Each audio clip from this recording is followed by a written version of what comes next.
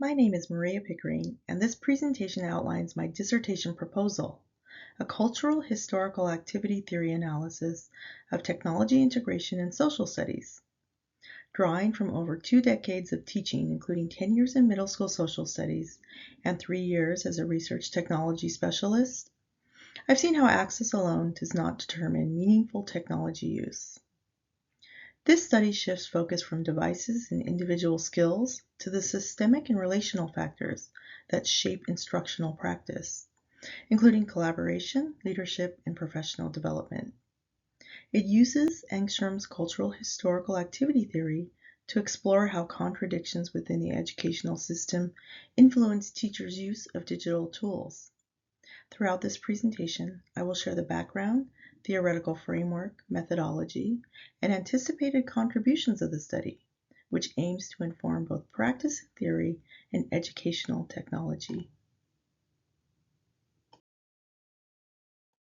Before I dive into the specifics, here's a brief overview of today's presentation. I'll begin with the background, purpose, and research question, then introduce the theoretical framework and key literature findings. I'll walk through the methodology, including case design, data collection, and analysis. I'll also cover limitations, site and participant details, coding approach, and ethical considerations before closing with the study's timeline, significance, and summary. Technology offers powerful potential to enhance learning and prepare students for life in a rapidly changing digital world. National and state level policies like the National Educational Technology Plan and Washington's adoption of the International Society for Technology and Education standards for students and teachers emphasize the importance of meaningful tech integration. But despite these efforts, barriers remain. Teachers often face a lack of training, institutional constraints, and limited alignment with curriculum, particularly in social studies classrooms, where technology could strengthen inquiry and civic engagement. This study addresses a growing disconnect between state policy and classroom reality. Washington state mandates technology literacy and has adopted the ISTE standards, which require districts to translate broad expectations into classroom practice. However, many teachers still face barriers that limit meaningful integration. These include insufficient planning time, insufficient support, and curriculum misalignment, especially in social studies. While one-to-one initiatives have addressed basic access, deeper challenges persist, including first-order issues like infrastructure and second-order factors, like teacher beliefs and confidence. Engstrom's cultural historical activity theory helps us examine these barriers as systemic contradictions, tensions that can both constrain and prompt transformation. Ultimately, the study investigates how middle school social studies teachers navigate these challenges and how tensions influence their decisions and opportunities for professional growth and instructional change. This qualitative case study examines how middle school social studies teachers navigate technology integration using Engstrom's cultural historical activity theory. The study emphasizes how community factors such as student interaction, collaboration with colleagues, professional development, and administrative support influence instructional decisions. Chat highlights that contradictions or tensions between elements of a system can create barriers, but also lead to transformation and expansive learning.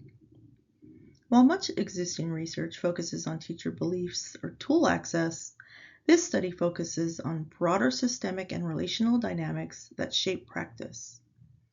The main research question is, how do middle school social studies teachers experience and navigate technology integration in their teaching practices? And in what ways do community factors such as student interactions, collaboration with colleagues, and professional development, and administrative support mediate their activity systems as conceptualized in cultural historical activity theory? Using Yin's explanatory case study design, the study allows us to trace the arc of the teacher's experience. Qualitative data will be analyzed to identify insights into systemic opportunities for effective technology integration. The study is grounded in Engstrom's cultural historical activity theory, a post-constructivist framework that extends Vygotsky's sociocultural theory to analyze learning as a socially mediated systemic process. The expanded activity model guides analysis through 6 components: subject, object, tools, rules, community, and division of labor. In this study, the model is adapted to explore how middle school social studies teachers experience technology integration within their institutional context. Central to the framework is the idea that contradictions or tensions between elements of a system can disrupt practice but also spark expansive learning and transformation. Rather than isolating access or skills, chat enables a systemic understanding of how community support, policy, and shared responsibility mediate teachers' instructional practices and influence technology use. In Chapter 2 of the Literature Review, I synthesized findings across the literature to examine how systemic and community-level factors mediated middle school social studies teachers' integration of technology. 4 key community mediators consistently emerged: student interactions, teacher collaboration, professional development, and administrative leadership. Each played a distinct role in shaping how teachers adopted and applied digital tools. I found that student engagement played a central role in shaping how teachers use technology. However, its impact was not isolated. It depended on how heavily it was supported through collaboration, leadership, and professional learning. For example, studies by Hasney et al., Pellet et al., and Williams emphasized the positive influence of engagement when it was supported systemically. At the same time, Berkezi and Karpati, St. Cyr, and Williams-Britton showed that one-to-one programs improve collaboration and creativity. In contrast, Jafar et al. And Ventouris et al. Documented challenges like digital distractions and weakened teacher-student relationships. These mixed findings showed that engagement strategies needed to be paired with institutional support to be successful. Collaboration emerged as another powerful mediator.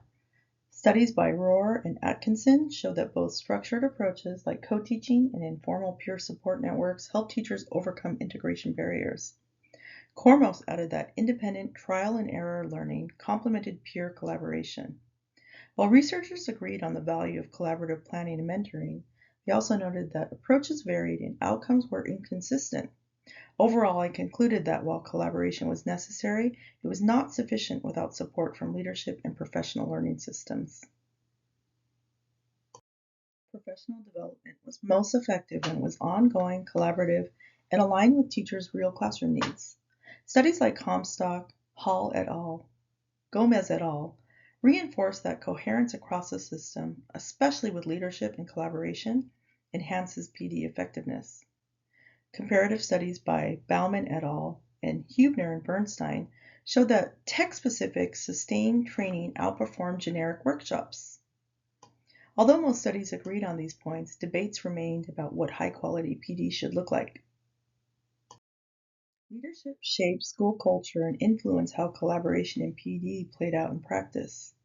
McDonald and Heatherton and Tris-Palacios emphasized that effective leaders provide clear expectations, resources, and support. However, studies by Cho et al. And Xai et al. Showed that contradictions often emerge when leadership directives didn't align with classroom realities. These tensions suggested a need for more responsive leadership that values teacher input. To interpret these findings, I use Engstrom's cultural historical activity theory and the concept of expansive learning. Studies like Engstrom and Cennino et al., Miles et al., Arstop, and Pareto and Willermark demonstrate how chat helped identify contradictions within and between system components, especially tools, rules, and community, and how those contradictions could spark meaningful change. Qualitative case study examines how community-level factors influence technology integration in middle school social studies. The bounded case is a single public school district in Washington state, selected for its established one-to-one laptop program and shared institutional structures. Participants will include 8 to 10 purposefully selected teachers to ensure variation in experience and context. Data collection will begin with a brief survey for sampling purposes, followed by semi-structured interviews as the primary data source. Analysis will follow deductive qualitative analysis, structured in 5 phases.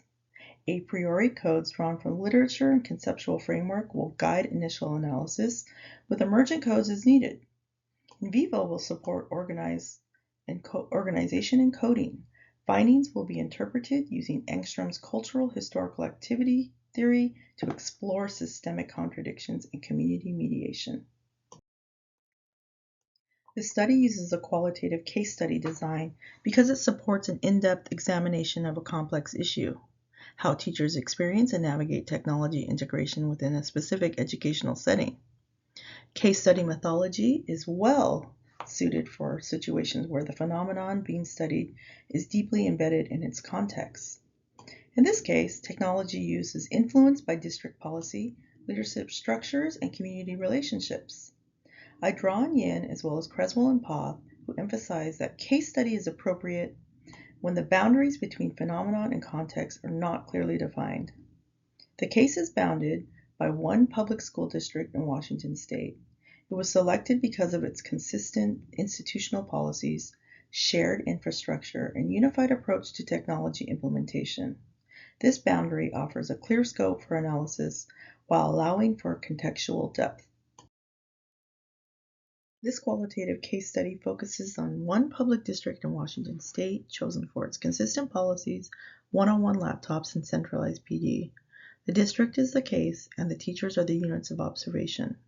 Using Engstrom's chat framework, the study explores how systemic factors like collaboration, leadership, training, and student interaction shape technology integration.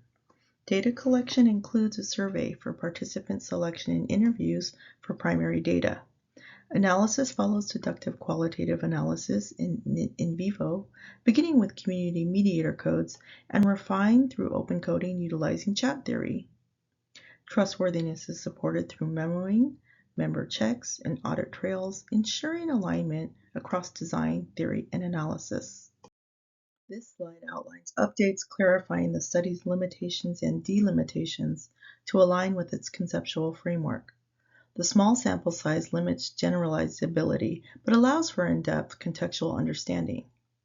Purposeful sampling ensures diverse views, and thick description supports interpreting complex settings. While interviews limit triangulation, they offer rich insights into participant experiences. Additional limitations include varied tech experience and reliance on self-reported data. Delimitations include focusing on one district and subject area, supporting analysis of systemic influences. The study emphasizes community-level mediators through Engstrom's activity system model. This study takes place in a mid-sized public district in Western Washington, known for its strong technology infrastructure and one-to-one laptop initiative. All secondary students and teachers have tablets, reducing access barriers and allowing a focus on systemic and instructional factors.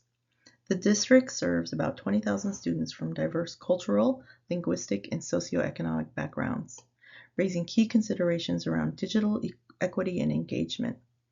The study focuses on middle school social studies teachers. Of the 36 eligible teachers, 8 to 10 will be selected through purposive sampling informed by a preliminary survey to ensure variation in tech use and professional development. Social studies was chosen for its alignment with critical thinking and civic learning. The district's professional development and coaching structures provide a strong context for examining how leadership and collaboration influence technology use. This slide reviews the design and purpose of the two instruments used.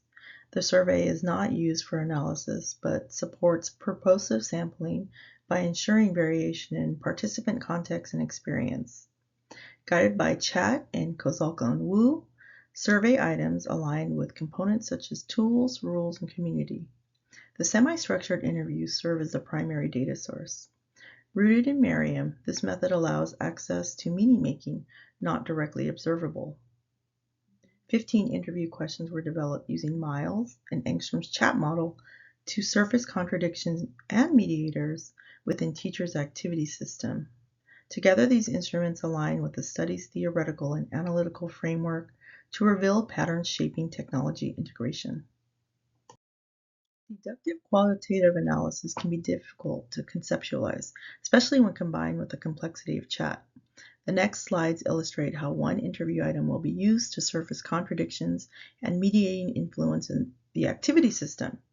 Each response will first be coded deductively using a priori codes focused on community mediators. Then inductive analysis will align data with chat components to reveal systemic tensions between tools, rules, and community. This example shows how the protocol structure supports coding and interpretation to identify patterns influencing technology use in middle school social studies. This image outlines the 5 phases of deductive qualitative analysis that I will use in my study. I'll begin by organizing and coding the data using a priori categories based on chat components and community mediators. Then I'll move into inductive coding to explore emerging themes and contradictions within teacher activity systems. As I progress, I'll refine and merge codes, identify patterns across cases, and synthesize findings into theory-aligned statements. In the final phase, I'll reassess these findings through the chat framework to deepen the interpretations and highlight broader implications. Throughout the process, I'll use memoing to track decisions, reflect on tensions, and ensure consistency with the study's analytical lens. The 5-phase DQA process used in this study is modeled after Bingham's chat-informed adaptation of Gilligan's deductive qualitative analysis framework. This structure allowed me to apply a theory-aligned approach to identify contradictions and mediating influence in teacher activity systems. In phase 1, I will begin by transcribing the semi-structured interviews and organizing the responses by question to maintain consistency. I will then import both the interview transcripts and survey data into In Vivo for analysis. Each teacher will be assigned a case note, and I will apply attribute codes drawn from the survey, such as teaching experience, professional development participation, school context, and technology use. This will help me sort and compare data during later phases. I can utilize survey responses to inform the semi-structured interview questions and amend or revise them according to the participant responses. In phase 2, I will apply topical coding or thematic nodes using a set of a priori codes developed from the literature and align with the community component of chat. These initial codes focus on 4 key mediators: student interactions, collaboration with colleagues, professional development, and administrative support. Using Gilligan's deductive qualitative approach, I'll treat these parent codes as sensitizing concepts, and I'll code for more specific dimensions within each, like student engagement or the perceived usefulness of PD. These dimensions will help me capture the complexity of each community factor, while still leaving room for unexpected themes to emerge in later phases. This phase is foundational. It will help me organize the data and begin identifying potential areas of contradiction within teachers' activity systems, which I'll explore more deeply in the next phase. Before we move into phase 3, let's take a deeper look at the example to see how coding will occur in phase 2. The parent code, professional development, one of the sensitizing constructs, is used to label the data district-led session. A child code of perceived usefulness, falling under the parent code of professional development, labels the data without practical examples or planning time. An additional parent code of support for administrators could be used to code the felt more like a directive than support data. Inductive coding in phase 3 helps identify chat components and contradictions in the data. In this example, the component rules has been coded for both expectations to use AI and directive. Tools were also coded from the data, district-led session, and AI tools. Memoing is a significant aspect of the DQA phases. An example identifying a contradiction between rules versus tools is illustrated and labeled in the memo shown here. The memo is attached to the data I haven't changed my practice yet to show the contradiction and the lack of integration into practice. Why code in this manner? coding the data for deductive community mediators or sensitizing constructs, along with inductive chat elements and memoing any contradictions, allows for a clear identification of complex data. As more data is coded, patterns in data can be identified as the coding continues in this iterative process, as each participant's data is analyzed. This process can lead to identifying opportunities for transformational change in the system. The illustration above shows how the example community mediator of professional development is implemented with the goal of teachers to incorporate AI into their teaching practices. But a contradiction is noted and labeled between the tools, AI, and the rules or the expectation of tool use in the activity system. The opportunity to support teachers further and help them integrate technology into their teaching practices is identified. In phase 4, I will begin interpreting the data by returning to the codes from earlier phases. I'll re-examine both deductive codes and the chat elements identified inductively. Next, I'll group these initial codes into pattern codes. This is where I'll start seeing recurring tensions. One example is a contradiction between rules and tools, which showed up when teachers were expected to use AI without any planning time. Then I'll track how these pattern codes appear across chat elements and among participants. This helps me identify where contradictions exist in the system, like a rule pushing for AI use clashing with the reality of limited time and training. I'll compare findings across participants in a cross-case analysis, looking for both recurring and unique contradictions. Then I'll interpret these contradictions through the chat lens to understand how systemic tensions are shaping teacher behavior. Finally, I'll begin writing finding statements that synthesize these themes and align them with my theoretical framework. The example at the bottom of the slide shows how rules versus tools contradiction impacts teacher integration of AI. In phase 5, I will focus on refining and organizing the themes that emerge from phase 4. I'll start by reviewing the pattern codes and combining them into stronger, more meaningful themes. Then I'll prioritize the ones that are either reoccurring across participants or that are particularly significant. I'll organize the themes by chat components and community mediators, such as professional development or administrative support, so they clearly connect back to my research question. Next, I'll begin preparing for Chapter 4 by mapping out how these themes will be presented. I'll also choose supporting examples and participant quotes to illustrate each one. The red box shows a refined finding, which synthesizes the data from the research. To establish trustworthiness, this study draws on Lincoln and Guba's criteria: credibility, dependability, confirmability, and contextual complexity. Credibility will be supported through member checking, allowing participants to review interview interpretations. Dependability will be ensured through in vivo-based coding transparency and memoing. Reflexive journaling will support confirmability, while thick descriptions will provide contextual insight. In the timeline pictured, I've outlined the major phases of my study, beginning with IRB approval in late spring 2025. I will begin recruiting participants immediately after approval, using a district-wide survey sent to approximately 36 middle school social studies teachers. This will help me identify 8 to 10 interview participants for the qualitative phase. During the fall of 2025, I'll conduct both the survey and the primary data collection. Semi-structured interviews that explore teacher experience with technology integration. The timing avoids summer break, which could disrupt teacher availability. In the winter of 2025 through 26, I'll begin analyzing data using deductive qualitative analysis. This includes both attribute coding and thematic coding aligned with the chat framework to surface systemic contradictions. By January, I will shift focus to writing chapters 4 and 5 and revising the earlier chapters to align with emerging findings. In April and May, I will submit the dissertation to the committee, prepare for my defense, and respond to the feedback.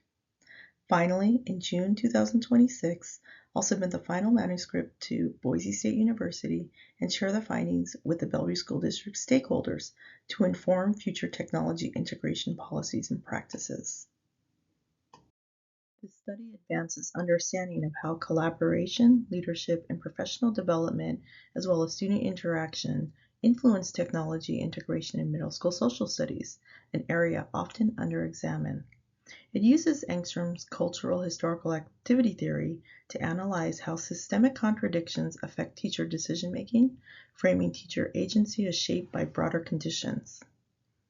The study responds to Cuban and Ertmer and Ottenbreit-Lefwich, who emphasized the need for more theory-driven, system-level research on educational technology. Findings may inform district decisions around professional learning, leadership support, and policy design for more effective and equitable technology use. This study is designed to move beyond surface-level descriptions of technology use and instead explore the systemic and community-based conditions that shape teachers' decisions. By applying Engstrom's chat framework, I'll identify tensions and contradictions that either constrain or enable meaningful integration. The study is methodologically coherent, grounded in a strong theoretical base, and situated in real-world settings with relevance for school leaders, policymakers, and professional development designers. Ultimately, the findings will offer insight into how technology integration can be better supported in the classroom, school, and district levels. A complete list of references is available in the written proposal, but these are some of the core references that have significantly shaped my study.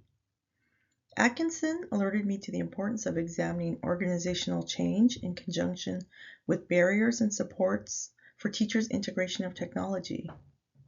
Bauman et al. In Comstock emphasized the importance of coherence between training, leadership, and teachers' needs. Engstrom provided the theoretical grounding through cultural historical activity theory and expansive learning, guiding how I identified contradictions in the activity system. Both Gilgan and Bingham inform my deductive qualitative analysis approach, particularly the use of both inductive and deductive analysis. I also drew on Jafar et al. To examine collaboration and behavioral challenges in tech-rich environments. Kozalka and Wu, along with Miles, helped align my data instruments with chat and offered models for interpreting systemic tensions, while Peled et al. And Venturas et al. Provided insight into student engagement and equity in one-to-one programs. Reed demonstrated how a bounded case study can provide insights into the effect of professional development on teachers' technological pedagogy. Together, these sources frame the study's conceptual, analytical, and methodological foundations. They not only shaped how I collected and analyzed data, but also grounded the themes and contradictions I expect to uncover in middle school social studies classrooms as teachers navigate the complexities of technology integration.